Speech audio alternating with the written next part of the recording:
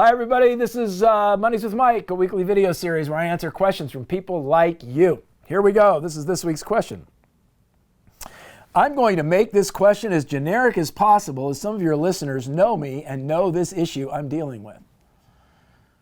Well, they're going to figure it out if they know the issue, right? I think they're going to figure it out. All right, here it is. The question is simple. The circumstances are not. Here is my question. When is it time to let low performers go? I am a fan of the way you break people into three categories: A performers, B performers, and C performers. There are C performers working here and have been for years. My company is in the South and there is much quote, family tradition, end quote, in our company. I'm going to make this question easy, blah, blah, blah. Here's my question. When is it time to let low performers go? Okay, so the specifics of your question are, when is it time to let low performers go? Today. Today's a good day. Whatever day. Well, it's probably Monday. It's probably when you're watching this. It's a good day. Okay, any other questions? All right, here's the thing about A performers, B performers, and C performers.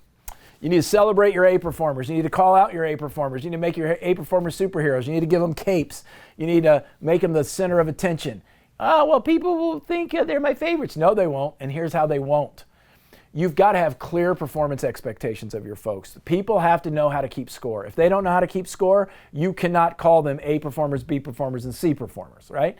There has to be specific scorecard data that I can look at if I work for you, and I will know, based on the scorecard and based on the performance expectations, whether or not I am a good performer. If I should know, here are the criteria for A, here are the criteria for B, here are the criteria for C, and if I don't get those, if I meet those criteria, I can put myself in the right category. So that's the first thing. Clarity about expectations is the first thing. The second thing is, do they have opportunities to develop themselves into higher level performers? So do your C performers know the path to be an A? It's one thing to say, well, there it is, Mike, it's on the scorecard. If they do this, they're a C performer. But there are people who work for you who want to be an A performer, might even want to be a B plus performer, who are C performers who don't know how. Take a brand new person that just comes to work, or an apprentice at a particular skill. They really want to be sometimes A performers. And if we just cut them loose and say, be an A performer, that's not their problem, that's your problem, because they did not have a clear path. And then the final thing you want to keep in mind is that you want to have regular conversations with low performers to coach them up into the new role.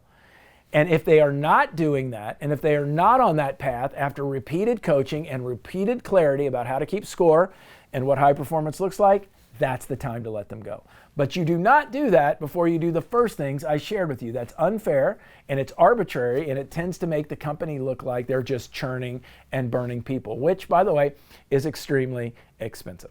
I hope that was helpful. I'm Mike Staver. This is Mondays with Mike. If you want to send us a question, go to mikestaver.com/Mondays with Mike, and we'll work that question in as best we can. Take care. Talk to you next time.